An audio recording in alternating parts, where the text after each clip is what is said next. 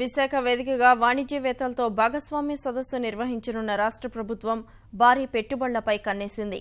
దాదాపు 7 లక్షల కోట్ల పెట్టుబడులు సేకరించాలని లక్ష్యంగా నిర్దేశించుకుంది. దేశ విదేశాలకు చెందిన కార్పొరేట్, ప్రైవేట్, ప్రభుత్వ రంగ ప్రతినిధులను సదస్సుకు ఆహ్వానిస్తోంది.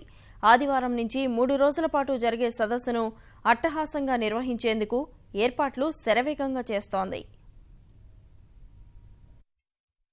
ఆదివారం నుంచి మంగళవారం వరకు విశాఖలో అంతర్జాతీయ భాగస్వామ్య సదస్సు జరగనుంది.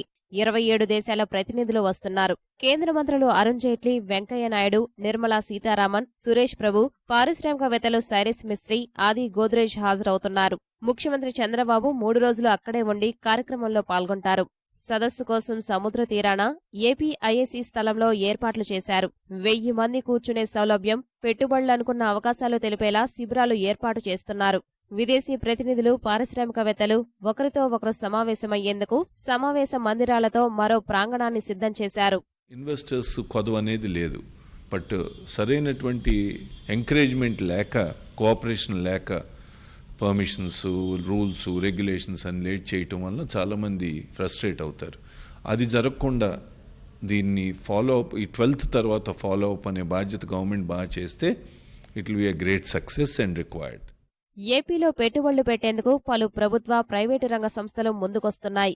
పర్యాటక, మౌలిక సదుపాయాలు, ఇంధనం, ఆహార శుద్ధి, ఓడరేవులు, గనులు, ఐటీ రంగాల్లో పెట్టుబడులు రానున్నాయి. రాజధాని ప్రాంత పరిధి, పలు మౌలిక సదుపాయాల ప్రాజెక్టులకు సంబంధించి ఒప్పందాలు జరిగే అవకాశముంది. సౌర విద్యుత్ రంగంలో పెట్టుబడులకు సంస్థలు వస్తున్నాయి.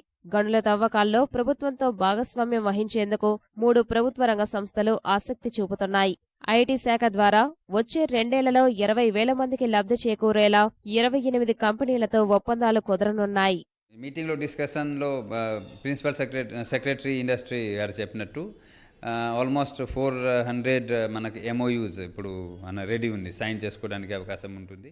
దేశ విదేశీ ప్రతినిధులు హాజరవుతున్న కార్యక్రమం సందర్భంగా నగరంలో భద్రత కట్టుదిట్టం చేశారు. భారీ వాణిజ్య వ్యాపార సదస్సుకు విశాఖ సిద్ధమవుతూ ఉంది. ఆంధ్రప్రదేశ్ ప్రభుత్వం, భారతీయ పరిశ్రమల సమాఖ్య నేతృత్వంలో భారీ వాణిజ్య సదస్సు విశాఖలో జరగబోతోంది.